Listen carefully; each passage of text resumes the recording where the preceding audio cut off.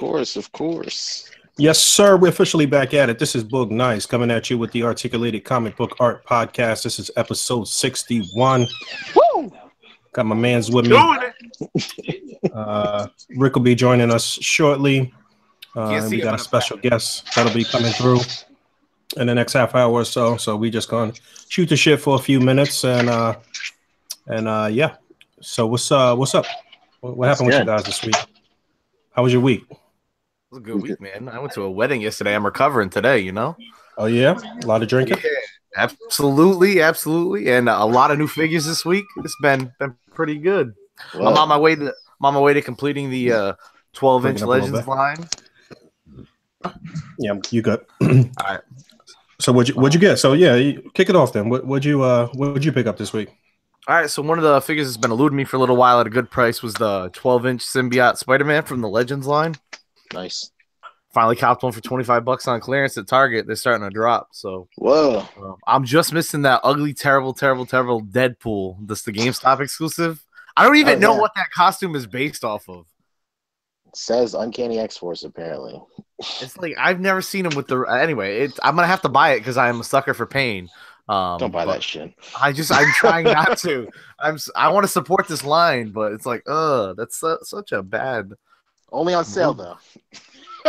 Hell yeah! You already know what it is. Man, what else you get? So I'm playing catch up on Legends. I actually just got Carol Danvers, Miss Marvel, and Miles Morales from the Venom Wave. Solid hooked me up with those on a great price. Movie Hella, finally found one of those. Super sick figure.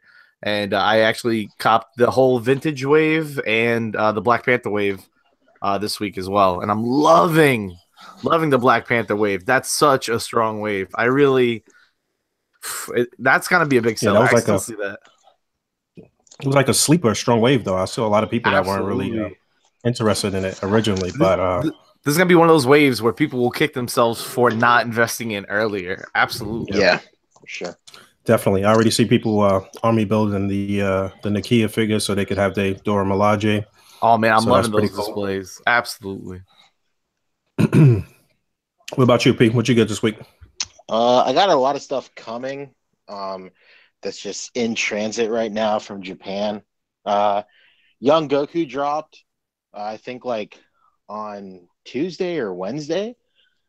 So he's coming in. I'm actually going to review him, so I'm pretty stoked. I haven't reviewed a figure in a very long time, but I figured if I'm interested to see that. I got him coming from somewhere too, but I don't know. Are you gonna do the Krillin mod? Yeah, I'm gonna do a Krillin mod as soon as I get a second one. Like excited. I have a second one coming from every avenue I could possibly like Big Bad Toy Store, Amazon. I think I have him pre-ordered everywhere, but he retailed for I think close to I think it was between $40 and $50.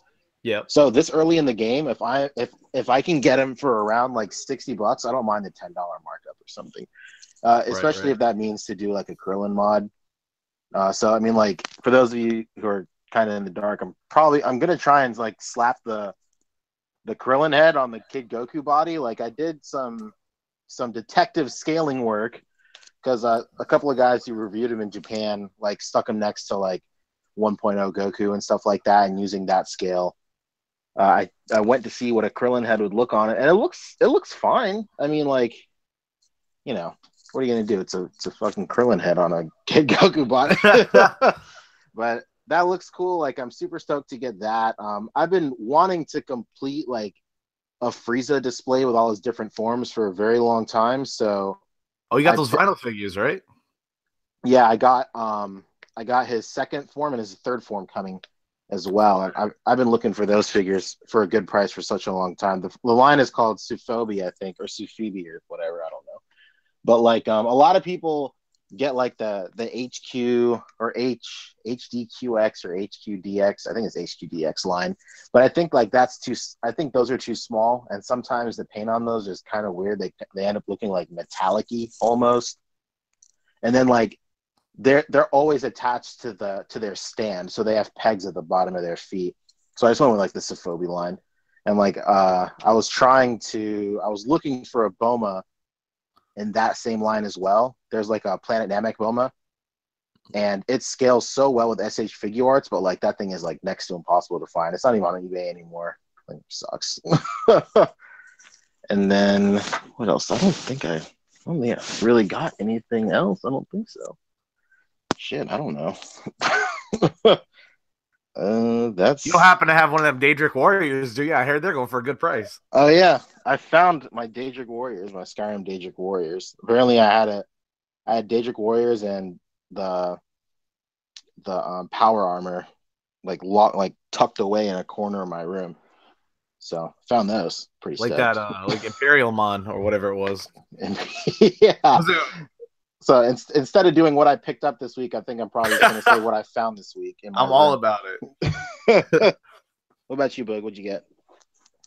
I actually got a couple of figures from the Berserk anime. I got nice.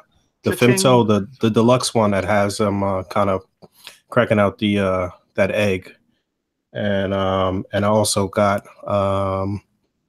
the other god lady. What's her name? What the heck is her name? Somebody help me out. I'm drunk. Oh, is it Vava Voom? I don't know. But she's hot. Is that the one you're talking about? The weird, scary, terrifying lady that could probably kill anybody. I like it. Right, the one that has the anatomically correct upper torso. That'd be the one. Whatever. So yeah, I picked up those two. I had got them from directly from Japan. Maybe like a week. I ordered them maybe like 2 weeks ago, but I was just kind of like, playing with them as far as like shipping them with other things or whatever the case may be.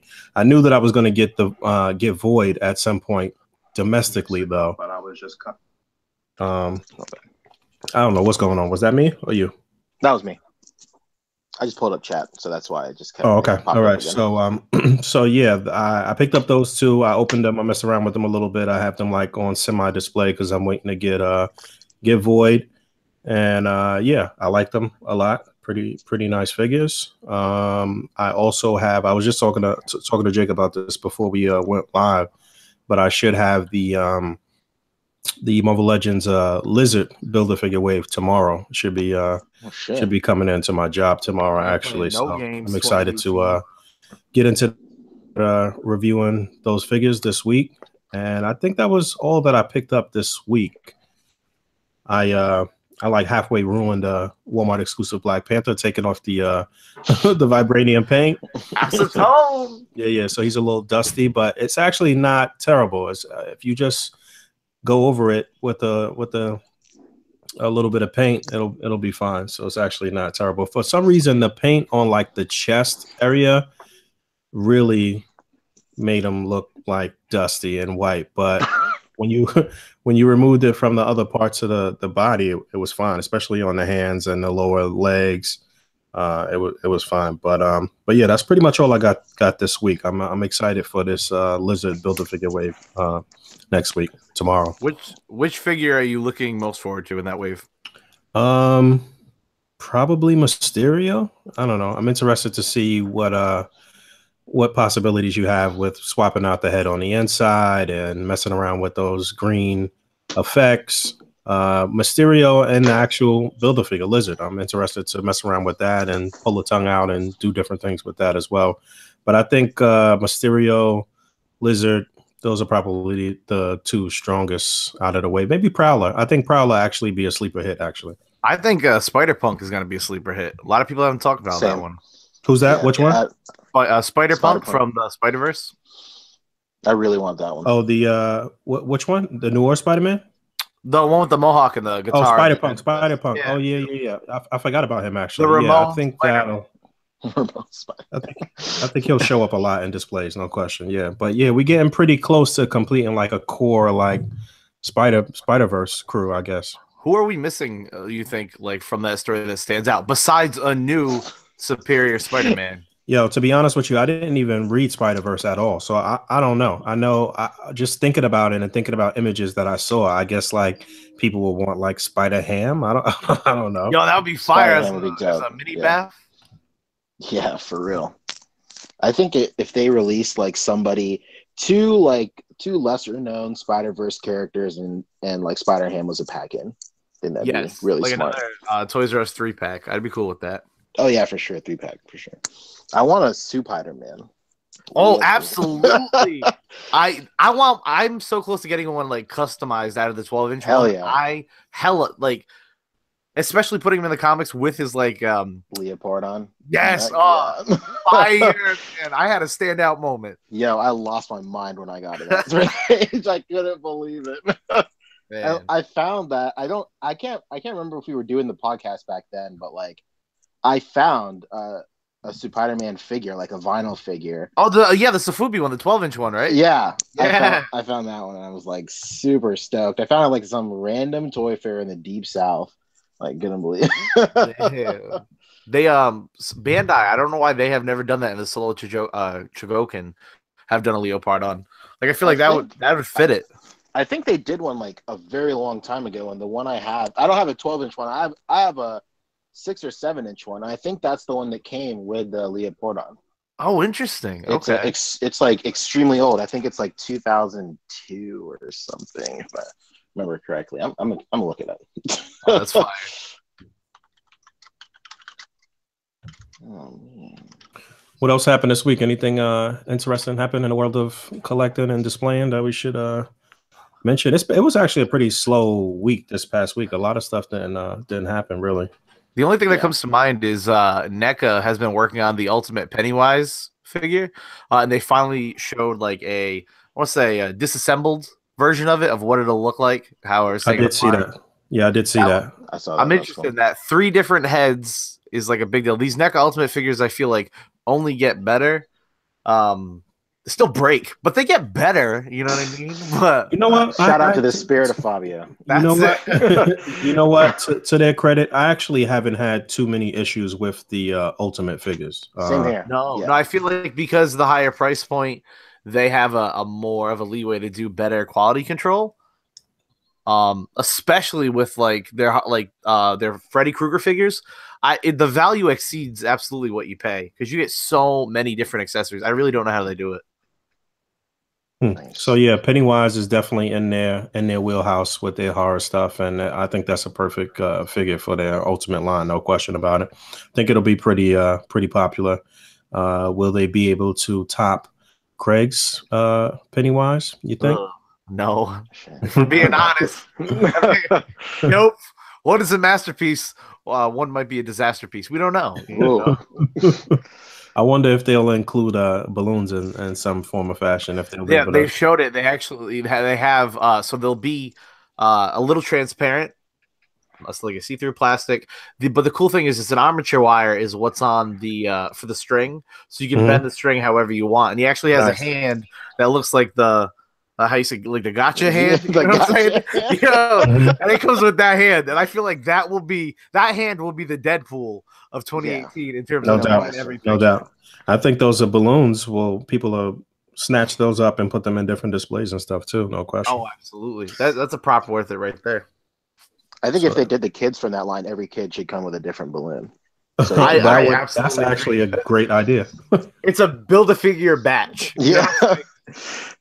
If they never make the kids, though, at least McFarlane is doing the Stranger Things, and like one of those kids was in the movie anyway. So hell yeah, you're halfway there with Richie. Beep beep, you got it. Yeah, that's it. Just get some big ass glasses, and you got yourself whatever that kid's name was. Where's my Janine Meltz figure that's been in the closet for a month? There we go.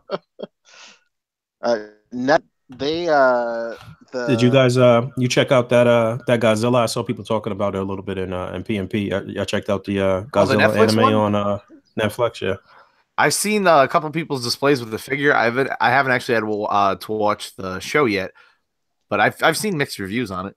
I think it just I don't know. I think it's only been up there a few days, if I'm not mistaken. Came out Friday. Yeah.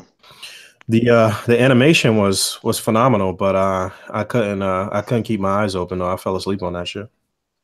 Damn, it's rough. But the animation was phenomenal. I saw Emiya defending that shit to the death. Hell yeah, I saw that too. Yeah. God bless him. He's like, you guys you don't understand it. It's in the culture, man. It's in the culture. But listen, I think if I'm bored in a kaiju movie, there's a problem with this kaiju movie. Okay, no doubt. No, I don't know. I fell asleep kind of early on, maybe like only like 10 or 15 minutes into it. I wasn't bored at the beginning, really, but I did fall asleep. So I don't know if that means I was really tired or what.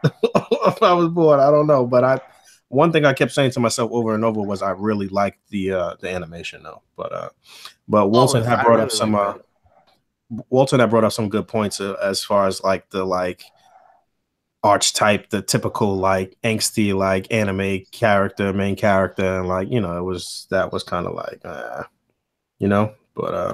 but it was okay what I saw of it so far, and I do know that it's the first of 3 movies. I think it's supposed to be a trilogy, right?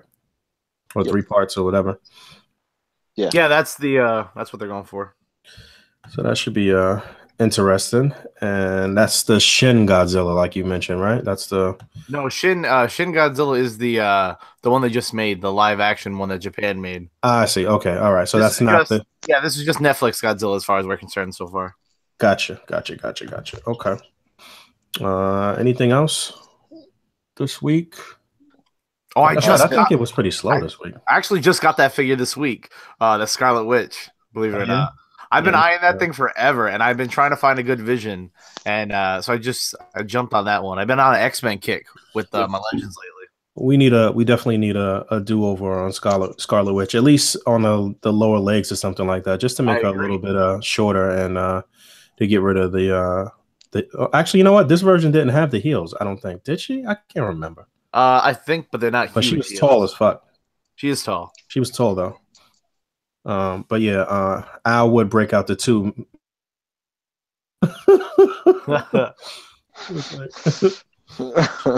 Shout out to Al. I'll check. That's his photo there. Toy Soldier Photography on Instagram. TOI Soldier Photography. Al's always putting out some good shit. But yeah, like I said, it's been slow. We got Toy Fair coming up soon, next month, the 16th or the 17th, I think is the first day, but February. Like I mentioned last week, I already pretty much RSVP'd with Hasbro and with Mezco. I'm wondering if Mezco is going to offer a Toy Fair exclusive figure. They kind of like broke the mold with that. That's not something that normally happens. If you don't know, Toy Fair is an event for buyers and sellers and like press and stuff like that. It's not really an event where they sell figures, although you could go there and do your 1-2 and talk with the companies and set yourself up to do wholesale. Obviously, like I said, it's for distribution and sales and all of that stuff. But so it's basically a way for the toy companies to show what they're going to be putting out this year and the next year, and to entice the online retailers and all of these different people to buy, basically. So yeah, Mezco did something that was kind of against the norm, and they had like a figure that they were given to like people that I guess interviewed with their people and did different stuff last year, and then it was a Punisher figure, and that figure started going for some money online, as you would expect with Mezco. So we'll see. They got a bunch of stuff that's supposed to be dropping between now and Toy Fair. They've got the X-Force Deadpool, the X-Force Wolverine. Old Man Logan is slated to drop in February. I think maybe like one other thing. Is that Deathstroke? The other color of Deathstroke supposed to drop, or no? Or that the regular one just dropped? Right. I think the other one does drop too. It will drop before Toy Fair. All right. So yeah, so that means it's a good possibility that one of those figures might have a slight tweak, and they'll put it out as like a Toy Fair exclusive type deal. So we'll see what happens with that. And yeah, where's Rick? Put out the Rick signal. That guy? I think that Kratos from NECA just dropped too. I think. Oh yeah, that's right. My man, Toy Addict 26. No, I think it's the regular 7-inch one. Well, actually, the other one, that one dropped too. The quarter scale one dropped too. I think I saw. They just they announced the Ultimate Deadpool too. I totally forgot about that. That Ultimate 18-inch Deadpool looks crazy. Yeah, it's crazy detail, but I don't want a fucking 18-inch Deadpool. Nah, it's just so big. Put it in 6-inch scale. I'll take that. But it's like the Turtles. They look great. I don't want those. It's like they should pay rent at that size. Yeah, but my man Toyatic26 reviewed that the Kratos. It's a link to it is on the A.C.B.A. fan page right now if you wanted to check that out. He does good review work. But yeah, so I had the first God of War figure from NECA and never even opened it. I had it for a long time and never opened it, and then ended up selling it or trading it or something like that. So I don't think I'll be picking up this one. I didn't really like, I haven't been into gaming for a while, so I haven't really played the games like that. So I just wasn't really interested. Although I do recognize that the first one was a very nice figure, and I'm sure this one is too. But hopefully it's great. I haven't seen it around here. Yeah, I forgot to say that was news to me. What you mentioned about the mod that you're trying to do for the young Goku with Krillin and all that good stuff. That's my first time hearing about that. And while we're talking about that, actually, did you peep this? I know you did. You peeped the latest episode of Super, right? I did. I watched it live, so I didn't I don't know like 100% what they were saying, but I was watching. When I watch it live, I follow this guy on Twitter who does like, he'll tweet like literally after every sentence just saying what they said. Really? Pretty. Wow. Yeah. That's Herms, Todd Blankship. He's a really great guy. Super cool. That's a fucking job right there. Yeah. So like, I mean, obviously it's not all heroes wear capes. Yeah. But like he'll like after like every 2 or 3 minutes he'll just recap the conversation they just had or whatever. So it's really cool. Like I did see it, but I didn't I might not know 1000% what was going on in terms of dialogue, but yeah, I definitely saw it. Yeah, I don't know. I think I just saw it today, maybe. I don't know. Was that today or was that late last night that I saw it? It was a pretty good episode though. Yeah, I thought it was cool. That was great. I like the strategy. I was actually strategy. Yeah, I was actually talking to Walton and to Dallas James earlier about what they thought was going to happen as far as the next episode with them facing off against is it Jiren or Jiren? How you pronounce it? It's Jiren. All right, against Jiren. What you think? What you think they're going to do to try to at least hurt him a little bit? I don't know that they're going to fully defeat him in the time that's left, but I think that they might be able to hurt him a little bit. I was thinking about what we said. Fight together and they would be unstoppable. So yeah, like I have mixed feelings about that. Like, I mean, obviously I would love it if they fused and stuff like that, but I feel like the tournament has already had like one wow moment of fusion already. Yeah, but what if that was with the earrings? I mean, if you had like a now canon Gogeta, I mean, I don't want it, that would be the cop out, but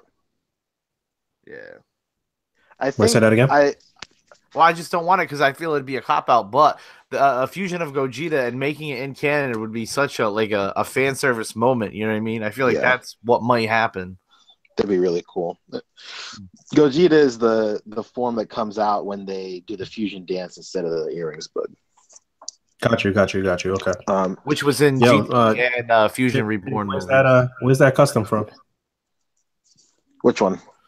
Oh, these are customs. These are Dragon Ball Stars figures. Yes. Yeah. It's that line. It's that American line. Can you somebody share? Can you share that, P? I can. No, I cannot. I'm on my phone. How? All right. I actually don't know how to do it either. I'll be honest with you. Damn. Someone posted it in the group in PNB. Yeah, that's where I got that from. Okay, all right. So I can share it from there. Okay. Yeah. I see Adam just put up a. Fuck this guy. I see Adam just put up a picture of Deathstroke. I was thinking about doing something similar. Actually, this is fire though, right here. I'll show the picture to everybody. Somebody had commented last week about us showing more images and stuff, and I agree with them. So I'm gonna try to show as much shit as possible because my sharing is working. But let me show this this Dragon Star figure first, though. Now, what's the Build-A-Figure for that? For that wave? Is that Zamasu or whatever? Yeah, it's like half dead Zamasu. Say it again. I hope this is not my mic fucking up the sound, by the way. But you was breaking up a little bit, at least on my end. Say it again. Oh, it's the Build-A-Figure in this wave is like the half busted up Zamasu. Your mic might be too close to the computer, Pep says. Some shit. I don't know. Me? Is it me or? That's probably me. I don't know. I'm on my phone. So I don't know. Is it still bad? No, I hear you pretty well. Oh, okay. Yeah, I can hear you better now. I don't know if it's just fucking up for me. I hope it's just fucking up for me, honestly, and not everybody out there could hear you guys. But yeah, I'm about to share this picture. Oh, it was Steven Pena that actually just posted this. Nice. Yeah, so the Build-A-Figure's what you said, half dead Zamasu? Yeah, the one where he has like that big purple arm. Like when they kill. So he's looking like one of the dudes from looks like the dude from Resident Evil. Yeah. Yes, the Nemesis or whatever they Yeah. Yeah, this hit figure looks pretty good, dude. Like absolutely. I'm not gonna front. This hit figure looks like I'm about to invest in it. Like I'm gonna buy it. No question. Yeah, the scale looks just about right too, right? It looks good. The scale looks good. The one that's next to it is also a Dragon Stars figure, no? Or is that a Figure Arts? No, that's Figure Arts. Okay, because I have the first wave of those figures, and I actually ended up selling them because I was super not into the face sculpts. Yeah, they're ass. I didn't mind the articulation. It wasn't the worst, you know? Yeah, the Beerus is not bad at all. For a Bandai of America figure, I was pretty impressed. It's good, dude. Like the Beerus was like the most impressive one from the first two waves. I think the Frieza was pretty good too. I love the Frieza was my favorite. I loved that one. The shoulders were super wonky, but I liked it. I can definitely see them doing hit for SH Figure Arts though. I think hit is without a doubt is definitely going to happen though at some point. He's such a cool looking figure, but I'm just a little concerned about the that's funny that you said that, but I'm just a little concerned about the mobility.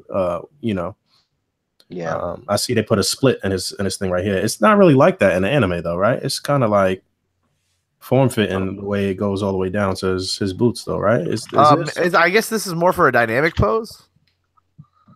No, there is a split. He does have a split. Yeah. All right. I'm trying to think back, but yeah, they all over the place with the scale, Jake, like you said, no question about. But here's the thing. I wonder if it's possible if they're gonna do a bigger body for like hit. Let's just say, I wonder if there's a possibility to also do bigger bodies for Piccolo and stuff without. Yeah. Because I don't think unless Dragon Ball Stars wows everybody and shows a Piccolo, I don't think we really have a chance for an in-scale Piccolo for a little while. No, I don't think so. He's a legacy character. It's not like he's the main character in S or anything like that. What's his official height supposed to be? It's like 7 feet tall. He's fucking huge. Yeah. He's supposed to be shoulder to shoulder with Goku. Okay. Yeah, he's enormous. Well, I see my man Johnny just joined in. So we got a special guest tonight. We got Johnny Woo hanging out with us. Let's get a mic check from you. Hey, what's going on, guys? You hear me all right? Hey, yeah, we can hear you. All right, cool. So yeah, just join in. Tell us what you got this past week, if you got anything. New, as far as figures go. Yeah, I picked up a couple things. I got the my first Coup model figure. It's a 1/6 scale company, but I picked up a Samurai from them. It's a super nice figure. I saw those a couple pictures that you took with that. Okay, yeah. Yeah, I'm super impressed by that figure. See if I could find it from the group and share it. It's got die-cast armor, which I didn't know it had. But even with all that armor on there, it still has like really nice articulation, like for a 1/6 scale. Even pretty decent, like in general. But what's the name of the company again? It's a Coup Models, COO Models. It's like kind of like I don't want to say off-brand, but like they're just not super prominent in the 1/6 scale like game. But man, that figure is super nice. Who's selling that figure? Like, where could you purchase it right now? I think Big Bad has it. They do have it. Okay, they sell it. It's kind of all I really know about it. Like their website is all weird, and I couldn't really navigate through that. So, yeah. Yeah, there it is up on the screen. If anybody wants to check it out, that's one picture. Yeah, it looks good. Yeah, he's real nice, and that armor comes off too, and he has like a regular like kind of traditional samurai outfit underneath that. Nice. But yeah, I picked that up, and I also got the Hot Toys Homecoming Spider-Man as well. Oh yeah, I see quite a few people getting theirs in. How you like that? Yeah, he's nice. I know you're a Spider-Man guy, so absolutely maybe that might be your second hot toy, huh? You know what? Originally that was the plan, but I didn't jump on the pre-order early in order to do like the payment plan.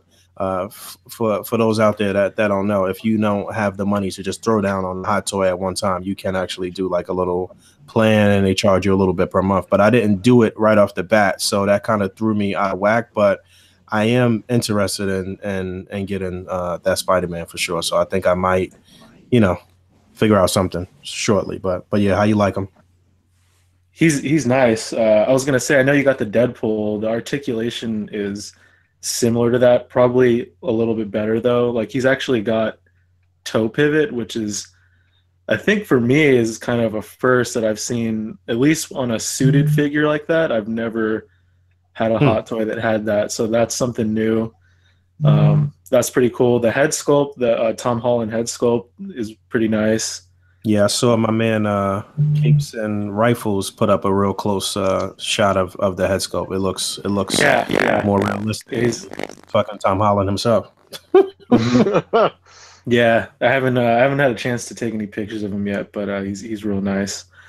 I think that's about it though. Just those two things this week. Kind of slow, but in terms of how many things I got, but those two things were real nice. No doubt.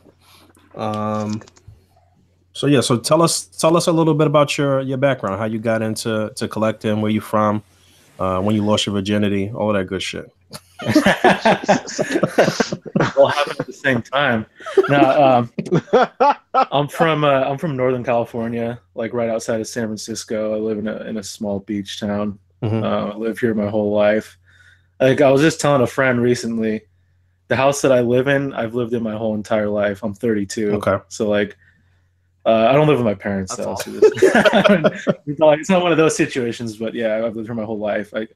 I guess like I never really thought about that being weird, but when I tell other people, they're always like, "Oh shit, like that's pretty crazy." No, that's not weird. Where I live right now was originally my my grandfather's house, and my father lived here for quite some time, and I've been here for like a good 15 years right now, so it's not weird.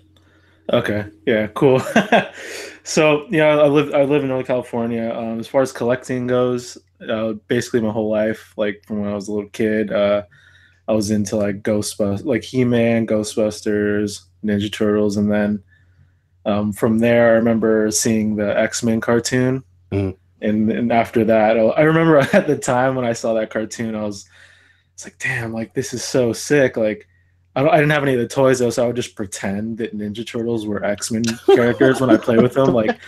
But obviously, it's like it doesn't really translate. But I would just be like, yeah, like Raph is like Wolverine because he's got claws and just like stupid shit like that. But yeah, you know what? Throughout my whole life, you weren't missing anything back then, because those X-Men figures that were out then, while they were the world to most people during that time, they were pretty shitty though.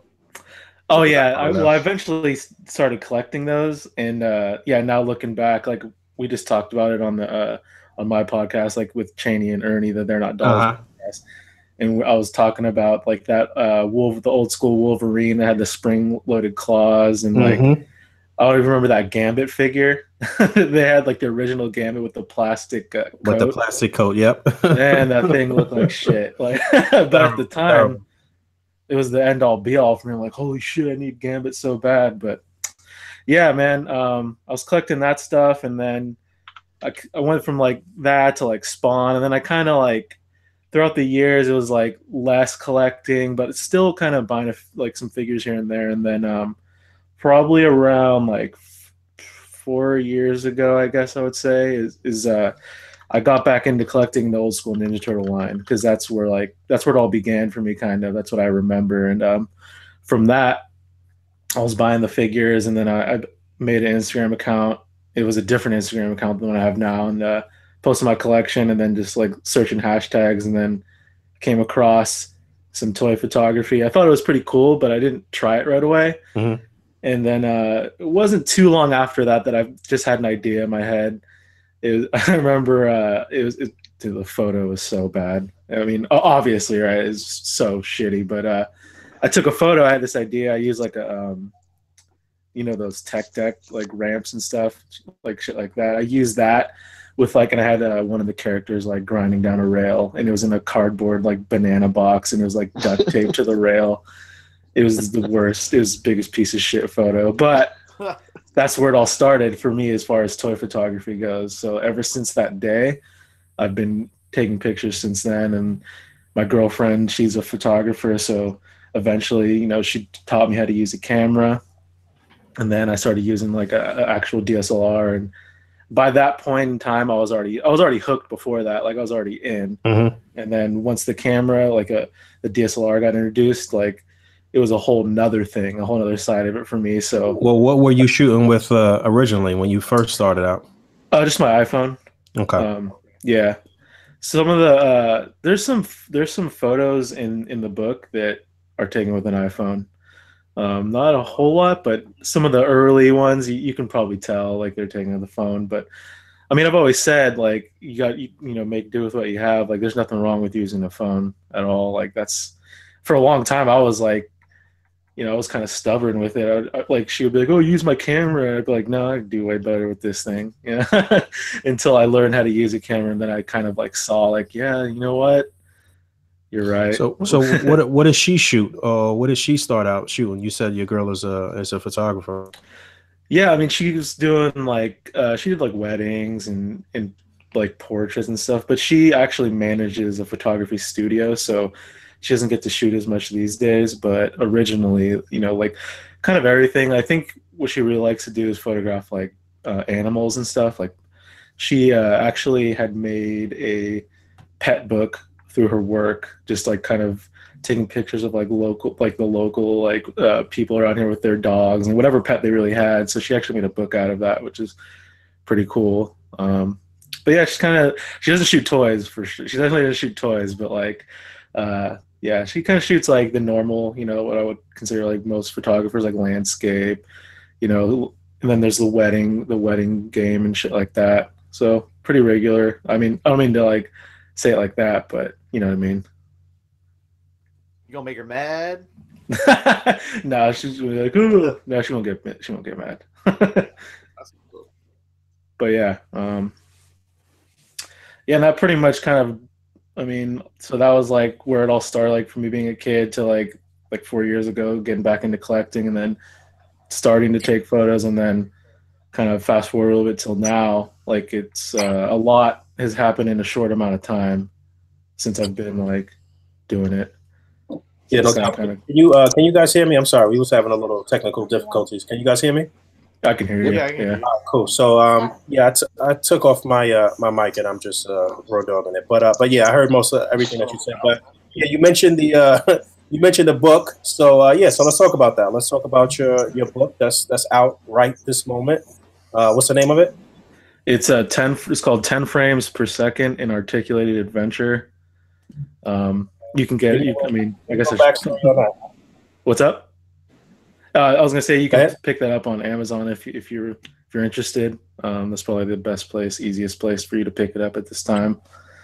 Yeah, so I guess I should talk about how that all came about. Yeah, give me a little backstory on that. How did that So the way that came about was I got a DM one day, and I thought it was fake just because, well, it was from someone from the Wall Street Journal, and they were like asking me if I wanted to do an interview with them, and I was like, what the hell is this?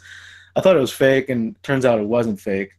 And so I did this little interview with them, and it was cool. It was, I mean, I never thought in a million, like all the stuff that's ever happened to me throughout this journey. Like I'm still like, what the fuck? Like I never thought any of this shit would happen. Like, so I did the interview with them, and I was like already like, holy shit, I can't believe that Wall Street Journal hit me up. And from that, the company, the publisher, Dynamite Entertainment, they emailed me not too long after that, and the guy that emailed me was kind of like bouncing ideas off me, like, hey, do you think that you might maybe want to do a book of your work? And since I started doing this, once I like knew that I was like in this stuff, I always thought it'd been cool just to like kind of have something just to look back on, like make my own thing.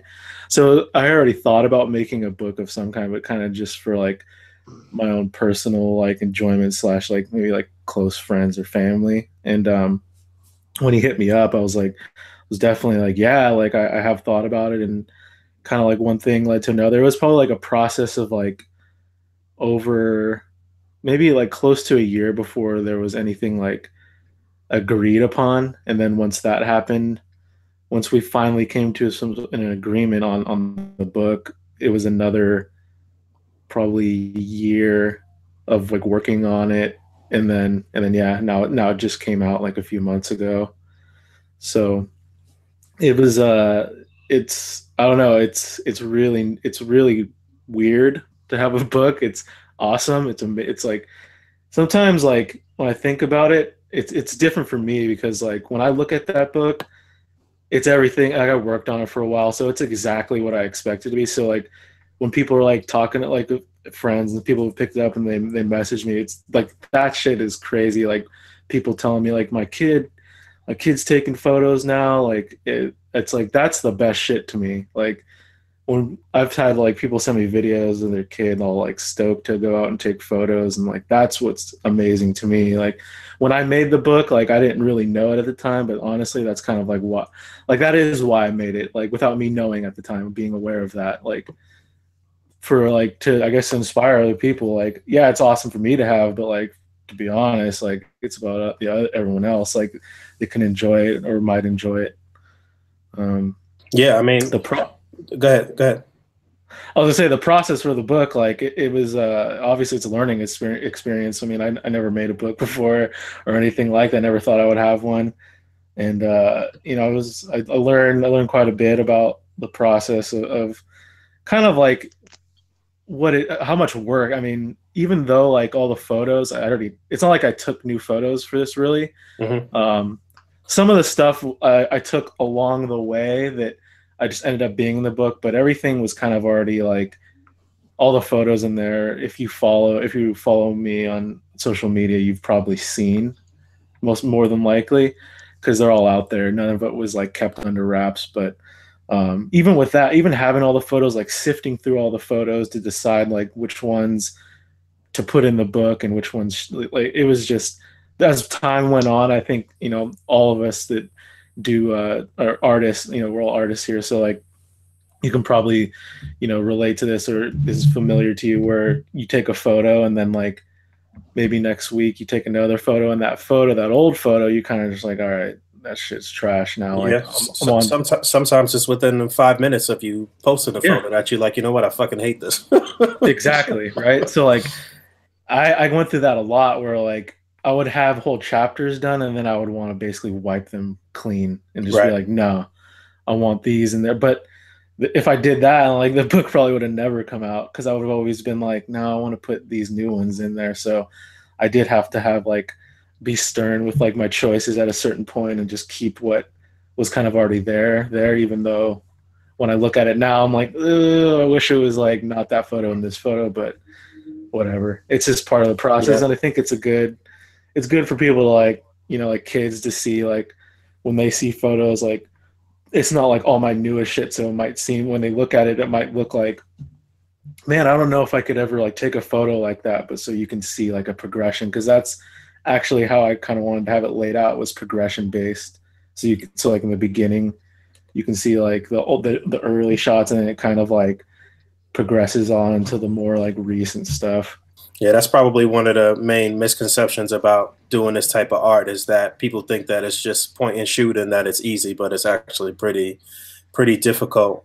Oh yeah. Yeah, you were talking about the process of picking the pictures and stuff like that for the book. I'm sure probably had a lot of input with that too, as far as helping you, huh? I'm sorry, what was that? The first. No, I was saying that you were talking about the process of you selecting the photos for the book. I was saying your girl probably had a big input in that, huh? huge. I mean, we basically made the book together, and I like it was like almost her dream more than it was mine until and then like she wanted to have a book for it. Like she would talk about it more than I would, and then it happened. And I mean, honestly, like I owe that all to her. I mean, I dedicated the book to her. I don't know if you had the book. Like I did dedicate the book to her. I mean, I can't thank her enough for like what she helped me out so much because she's better at like the layout of things than I am. Like I'm kind of just like, I want these photos, and then if I had to do it, if I would have done it all, I don't know how it would have came out, to be honest. But trust me, I understand. I think a lot of us that are dabbling and making a career out of our hobby have our significant other as our consigliere, I guess you could say. And so it's a very similar thing that I see with a lot of us. I know P's girl is fully involved in what he's doing. My girl is, I know a lot of people who have that similar situation, so it's pretty common, Yeah, no doubt. It'd be tough to do it all alone, right? Like you get to a point where it's just like there's too much to do on your own, and having someone else there to have your back. A woman's perspective is very important when it comes to, especially when it comes to things that deal with social media and just my God. Oh yeah, for sure. To the eye, so yeah, I get it. Like even valuable. Like I mean, there's been, this is slightly off topic of the book, but like just it kind of relates to like social media as a whole. And I know you guys all know, like, have probably been in this spot one time or another, but like when someone's like talking shit and like my reaction might be, it just goes like caveman, like, let me roast this motherfucker. Right. But I never have. And that's because she was like, no, don't say anything. Right. Don't do that. Don't say that. Like, I have something typed out sometimes, like, don't say that. And I'm like, and then I wait, I'll like cool off for like a couple minutes. And I'll be like, you know what? I don't even really fucking care anyways. You're right. So I've like honed that skill over the years. Whereas before, when I was a little bit younger, I definitely would have been going off. I mean, it would have hurt me in the long run. It would have hurt me from no doubt any opportunities that I might have come across. So you and I were talking offline about another situation that you got coming up. I guess a lot of companies have been contacting you about shooting the product, and because with the way that the toy photography game is going right now, it's a lot of companies looking at amateur photographers and looking at photographers to help sell their product. I mean, this is this is a pretty untapped market before like 3 or 4 years ago, so it's a lot of people kind of sticking their toe in the water and starting to make money and to make money for these companies. So if you want to talk about the situation that you got with Mondo. Yeah. So recently I've been posting, so this is basically kind of the backstory of how that came about. Well, I bought their Iron Giant figure probably a year or two ago. Whenever it came out, I got it kind of like right away. Started taking pictures of it, and then I went to SDCC in 2016. That was my first ever time gone. I only went for like one day. It was like super overwhelming. I was like, I feel like I did a workout. I was like sweating, like I was super sweaty and shit, like out of it when I walked out of there. That's SDCC for you, man. No question about it. So I had a backpack, right, and I had made some magazines to hand out to different companies. I had like 50 magazines, and I mean that shit didn't, it was kind of heavy, so I was carrying that around. Plus my camera. I brought too much shit, basically, is what I'm getting at. So like I was lugging around all this shit, and I was handing out these magazines. I ended up meeting the creative director of Mondo. His name is Brock. Super cool dude. Talked to him. I gave him a magazine. There was some Iron Giant shots in there. We talked for a bit, and it was cool. And then he had my info, and we kind of kept in contact after that. But nothing really came from it, just besides a little conversation here and there. We had kind of slightly talked about maybe collaborating on stuff, but it wasn't till recently when I kind of was doing a series of Iron Giant stuff that he did hit me up and was asking like, hey, let's collaborate, let's do something. And yeah, so we worked it out where I'm going to be taking a couple photos of their upcoming animated Batman figure, that 12-inch scale, the 1/6 scale. You can find photos of that thing online. It's a nice figure for sure. It comes with a ton of stuff. Like, I find it funny though, like for myself, like I've done quite a few collaborations or projects with various companies at this point. I always find that I'm shooting something that I feel is not my style. You know what I mean? Like I always like gotcha. Batman. I dig Batman. Don't get me wrong, but he's not really my thing. But I like the figure. But so like even with like sometimes with like Hasbro and stuff, I've done some stuff with them, and I'm always like, like I wish I could just shoot this. But at the same time, when I'm kind of like when they give me something that's outside of my comfort zone, it kind of pushes me to a different space where I'm like I have to think more, which is cool. Like I've had that happen too, where I've shot stuff that was like completely not anything I would ever shoot, and it just took me to a different place. So yeah, I could imagine with the popularity of displaying and stuff right now, inspiration is probably everywhere too. So seeing other people shoot other items that you weren't maybe previously thinking about will definitely start getting your wheels turning. Yeah, and then I do want to kind of talk about like me, like kind of when I joined the A.C.B.A. the page, the group.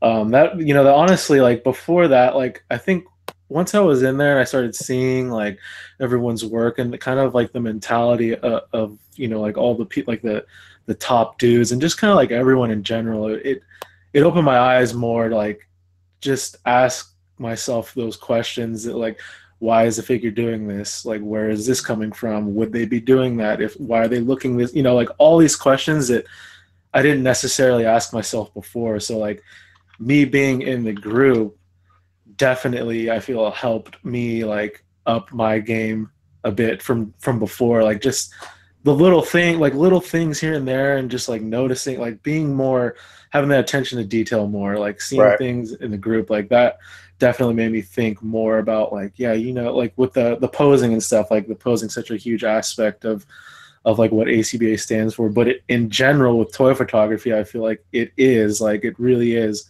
such a big component of a photo. Like you can have everything else good, like lighting, ideas good, everything, but the pose is off, and it's like then the photo's off. Pretty much.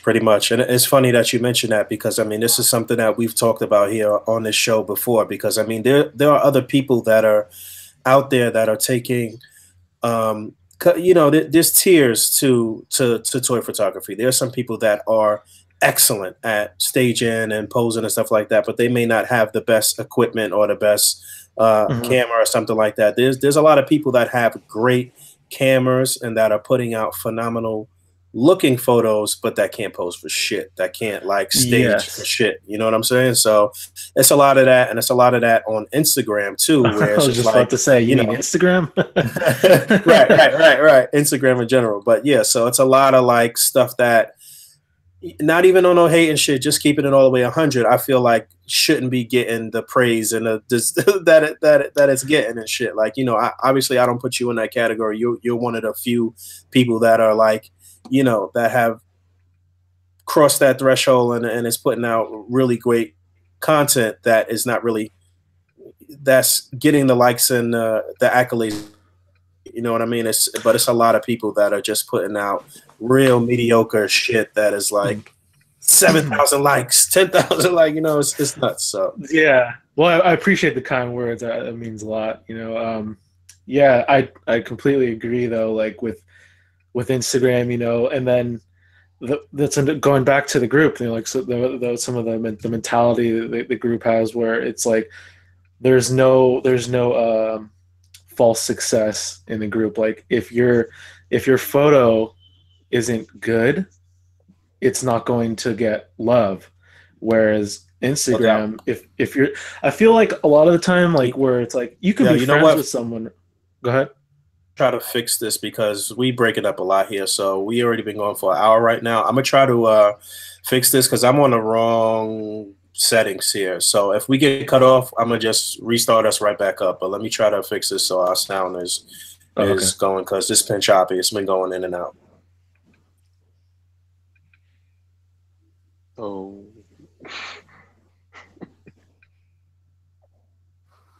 Everyone just only the best.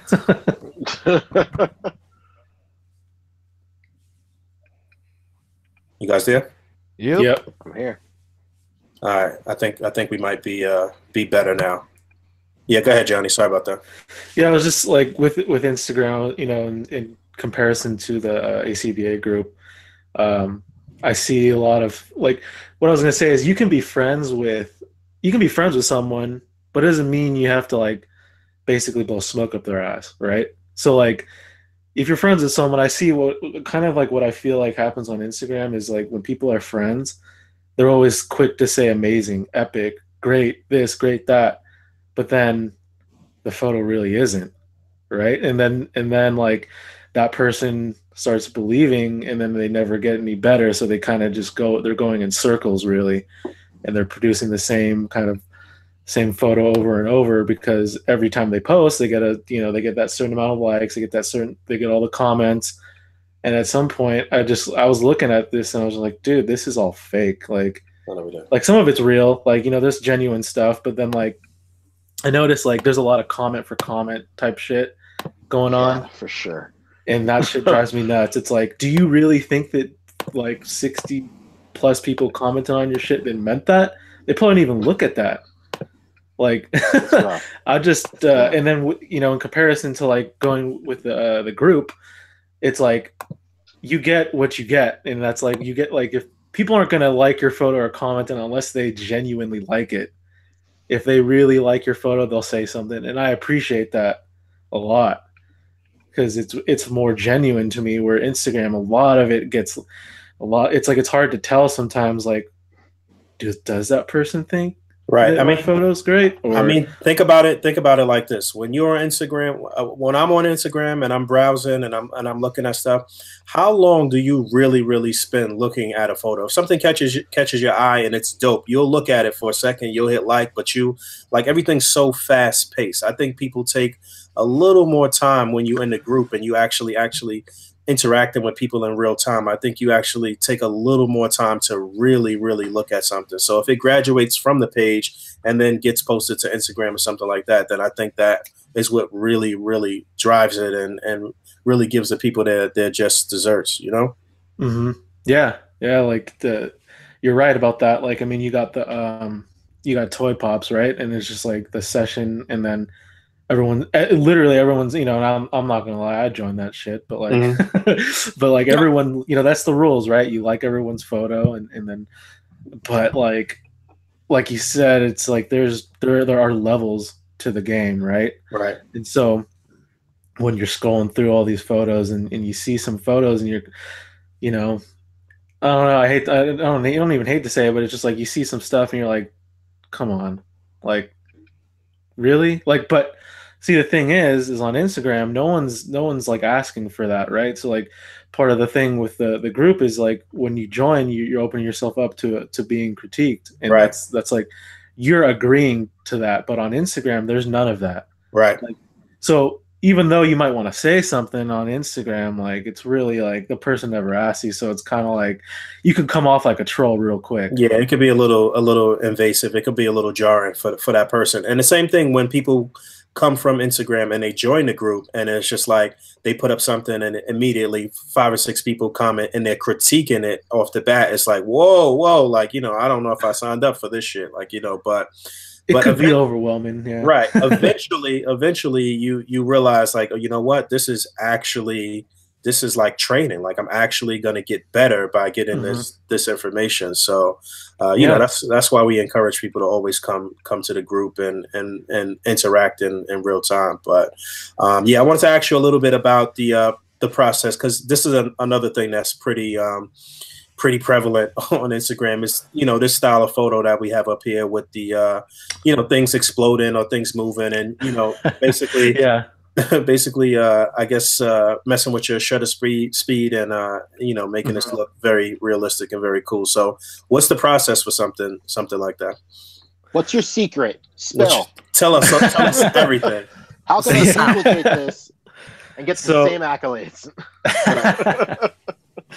Well, so with something like this shot, like you're talking like as far as the effect goes, that's really kind of like, I mean, you guys all know how to pose and shit, so it's like I don't need, you guys got that already. So as far as getting that effect, yeah, it does have to do with the settings of your camera.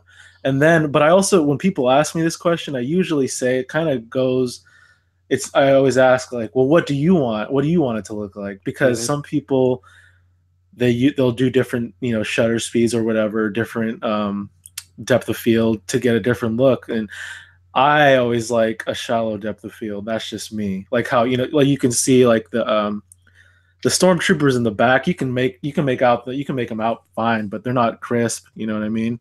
Right. Like I just like that depth. That's just something that ever since I've kind of learned how to use a DSLR, I always like a shallow depth of field. That's just something I do. It depends. It does kind of vary from shot to shot, but generally I like that shallow depth of field. But the effect and the shutter speed, it does heavily rely on the shutter speed. So like kind of getting all those particles like frozen, like basically in the air like that, you do want a faster shutter speed to basically freeze it, right? So that's basically how that works. When you're learning how to use a camera, there's like 3 components like to shoot in a manual that are key. So you have your shutter, you got your ISO, and then you have your f-stop or /aperture. Some people might know it as aperture, but f-stop. Those are the 3 things that are going to kind of work together to be able to make it so you can kind of tailor make your photo, like the light and everything else, like how fast you want to capture stuff. All that kind of works together to basically so you can shoot in manual. And with me, I like to, like I was saying, I like the shallow depth of field. Like I do shoot with a fast shutter a lot of the time. My camera, when I bought my camera, I bought it because it's fast. It's like a sports wildlife camera. So it shoots at 10 frames per second, which is part of where the name of the book came from. Right. So, I mean, it's like if I have my camera with fast shutter and I hold it, it sounds like a machine gun. No doubt. It's super fast. It reminds me of that picture that goes around in the community with Sylvester Stallone as Rambo with the camera like photoshopped into his hand. Yeah, definitely. Like I see the AT-AT photo there. Yeah, so like that, I know in the A.C.B.A. it's like tangible. That's what it's it's a big component of like the style. So everything in that photo is tangible right there. Like occasionally, like with my stuff, like I'll use like a wire and then I will Photoshop it out. That's just something I do. But I know that's not part of the belief system and what A.C.B.A. truly stands for. But a lot of my stuff, a lot of the effects, despite maybe a lightsaber and occasional glowing eyes, is all practical, tangible effects. Right, and you're doing that with fireworks mostly, right? Yeah, so the AT-AT photo that's on the screen right now, yeah, that's a firework in the back. Where I live, fireworks, they're legal, not like the crazy ones, but what they call safe and sane.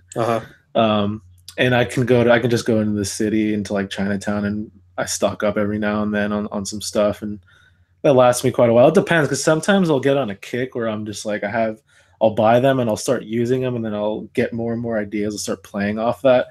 I haven't been really using fireworks lately though, but definitely I do like using them a lot. I feel like it's fun to me. I feel like you can't control a firework, but I've kind of gotten to the point where I can kind of sort of predict where I want things to go. So like that's kind of been a learning experience. I've been probably using fireworks for a couple of years now, and I've tried different ones just to kind of see what I like. And I'll tell you, like, people like go to use firecrackers, it's not really good to use with toys. They're too quick and they're too powerful as well. Like I mean, I actually haven't had too many accidents, but I have roasted parts of figures before without really noticing. No doubt. And then after I looked, I'm like, the next book will be a cookbook on how to cook figures. Yeah. Well, one time I straight up I was like, you know what? I don't give a shit about this stormtrooper. I'm just gonna fucking put a firework right underneath his body just to see what it would look like. And so I did. And then it didn't like melt him or anything. It actually kind of just looked like he was weathered. Mm-hmm. Funny, but hell yeah. But yeah, so you talked a little bit about shooting things that are not quite your cup of tea, or things that you don't really particularly like that much. But what is your like I mentioned, I love Spider-Man. What do you love? Marvel, DC, Star Wars is mostly your stuff. What? Yeah, my favorite toy line is the Samurai Star Wars. That's my shit. I love that line. I'm like, I'm diehard for that line. You know how like some people are diehard Marvel Legends, even though the figure might be trash, they still buy it because they're pulled into the line. They're invested. Yep. That's me with this line. Ever since it came out, ever since I saw the Samurai Vader, I was like, holy shit! Like that's the coolest thing I've seen. That is my favorite. As far as like the different types of like genres and stuff, like you got like you said, Marvel, DC. I like Marvel a lot. I'm more choosy though with Marvel. Like I like Wolverine a lot. I dig Spider-Man. Like I never really read comic books growing up. I was more of a toy collector, and like I collected the cards, like the trading cards and stuff. So like when I hear like certain people and they're like deep in the comic books and they're like, remember this? I'm like, no, I don't know shit. Like, like someone will talk about a character sometimes that like I should know, and I'm like, fuck, maybe I should know about that. I have no idea who that fucking character is. Like, like sometimes like Shane will be like, oh, they're getting this one in this wave, and I'll be like, yeah, dude, I don't know who the fuck that is. Yeah. Cool for you. Cheney is good for that, for knowing every little possible detail about some shit. Yeah, especially with X-Men, he knows his shit with that. Like he'll if I ever had any question about anything X-Men related, I know that he would know the answer. No doubt. And again, like I grew up like watching the cartoons, so I know like more than the average person, but like I'm not like deep in the game where I could be like, yeah, remember what that time Wolverine stepped in gum in episode 33? I don't know shit like that. Oh, I hated that one. See, that might have actually happened, and then someone might be like, oh, that was debuted in 1991. Well, like I'd be like, yeah, probably did. I don't know. Yeah, but, I mean, there's tiers to that shit too. There's people like homeboy that does Comics Explain, who is like super duper knowledgeable about everything, and then there's like the moderate people and shit. What do you have on display? Do you have like DTOS or any display cabinets, or anything that you just kind of don't fuck with at all, and you just kind of keep it on display at the crib? No, I fuck with everything. All right. I got everything is open pretty much. I don't have DTOFs as much as I should. The amount of 1/6 scale figures that I have at this point, I'm doing them a disservice by not having them displayed. Really? That's surprising. That is pretty surprising. But I mean, that means that you're really hands-on too with your shit, though. So that's cool. Yeah, I definitely am. Probably more. I know some people that are heavy 1/6 scale collectors, and they probably cringe when they see what I do with some of the figures. Because no doubt, I don't really treat them a whole lot differently than I would like a Black Series or something, right? I mean, honestly, if you in the game and you in the game at a certain level, and you are like kind of rubbing elbows, rubbing shoulders with some of these companies, you're getting some shit for free. So it's okay for you to fuck up the free shit. Well, so actually, I do have I have like a connection with Sideshow, so like. I'll get stuff from them, and I'm always like it's always something awesome. Basically, it's gonna be either a Sideshow figure or a hot toy. And I mean, I remember like years ago, I probably had like one hot toy at the time, and my buddy was just like, man, one day they're gonna be like, they'll send you some stuff, and I was like, yeah, right. I remember this day specifically because then it happened. And there's been all these things that like one of my friends, I feel like he's always like, "Oh, this is like they should do this or you should get this," and I'm like, "Yeah, fucking right." And it's crazy, and then it's like it's that shit. It ends up happening at some point. It's so weird. Like, yeah, I mean, you'd be surprised, man. You'd be surprised. I was just talking to one of my buddies this past week about him doing a affiliate program with a company and walking him through how to do it and how to finesse it and how to do things. I mean, like if you really in the game right now, there is so many little ins and outs and ways to finesse. Like it's so many possibilities right now. Like, you know, especially if you're putting out quality work, because at the end of the day, what's happening right now with everybody who's putting up pictures right now, whether you want to admit it or not, anytime you put up a picture and that picture gets a lot of love, you are pretty much selling that figure for free anyway. Like, you know what I'm saying? Mm-hmm. So like, yeah, that's true. It like even with that like that samurai I just bought, right? Like that's a good example. No one really knows what that company is. That like I barely knew what it was, but I saw it and I was like, that shit looks like it's right up my alley. Mm-hmm. So I took took a couple photos of it and I posted one of them on IG, and I got a bunch of like people like, what is that? Where can I get that? Like that thing's awesome. Like, you know, so I don't even know like the company. It's like I wouldn't even know how to like tell them that, but it's Mm-hmm. like that could be a potential opportunity right there. Like that's something, and that would be a good example of something that's more in my wheelhouse. Like that, the samurai stuff is just like that's always appealed to me. But no doubt. Well, anything you looking forward to coming out this year that you really excited to drop figure wise? yeah, let's see. I know, like I don't know if out of everyone in here, do any of you guys collect 1/6 scale or not really? I do a little bit. What do you normally collect? A lot of the sideshow horror stuff. 3A puts out a lot of good stuff that I like. Right on. Yeah, 3A is pretty sick. It's fun. Like 3A, I really like the look, like the grittiness of their figures and like how they're stylized to like that. You know, like it's got that 3A look is what I would say, with like the paint apps, and it just looks like they're worn and shit. But like I often find that like when I buy a 3A figure, that I'm kind of like, as good as it looks, I end up being underwhelmed by it a lot. Like I've had certain figures of theirs, and I'm just like, I don't know. Like they had a SDCC exclusive through IDW, and there was only like 50 made. It was this past Comic-Con that just happened in 2017.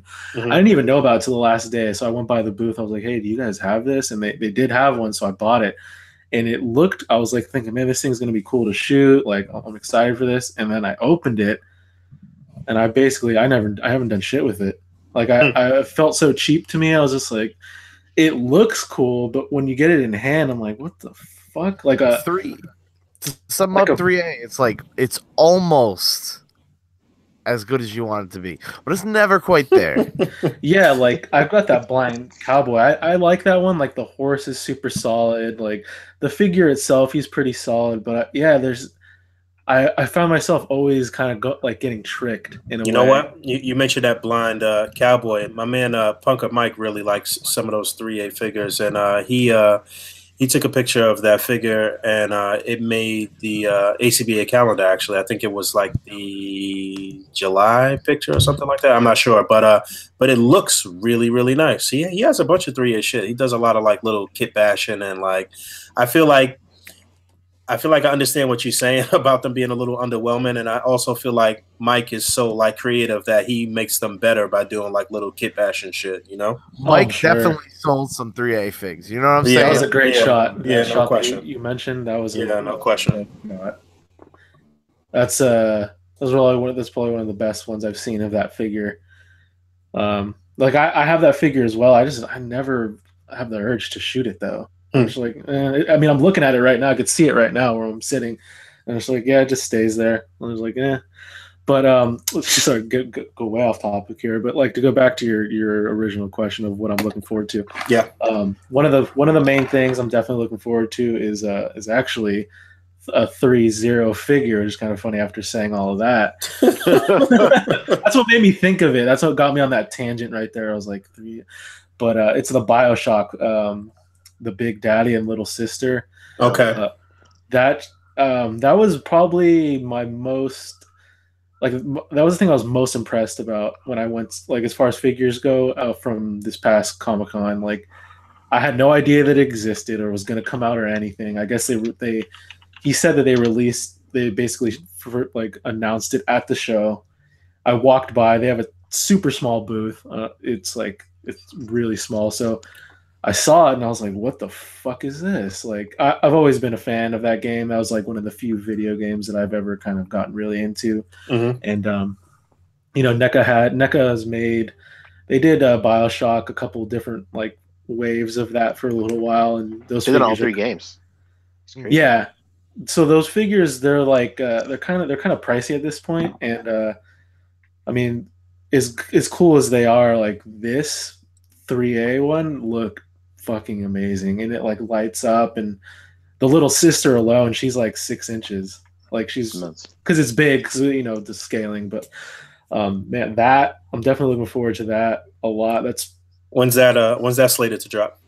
I don't know the exact time frame, but definitely this year. Mm-hmm. And then second quarter is what the website says. Yeah, that's 2018. That's fake news, probably. Yeah. But I don't know if you guys have ever ordered anything from them direct, but I'll never do it again. Fuck that shit. But I ordered the Blind Cowboy from them, and I feel like they must have sent it on an actual horse. Like that shit was so slow. I'm like, by the time it showed up, I was like, I don't fucking care about this thing. Right. It was like over a year process, and I'm just like, all right.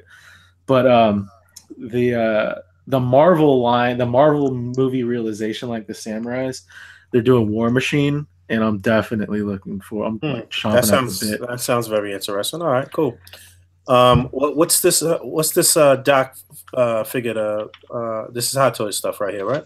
Yeah. The DeLorean and the Doc Brown. So I actually got to give a shout out to El Sinestro Rich for letting me borrow that DeLorean. Oh, that was his piece?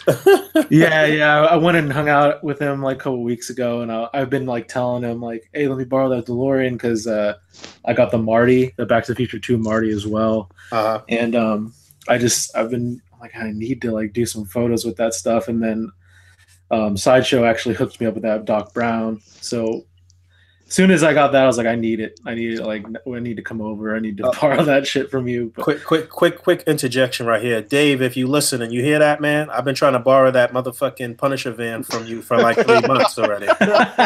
So, yeah. You my friend or what, man? Come on. We fam or not? We fam or not? Right. Yeah. Friends or not. Dude, that DeLorean is super impressive.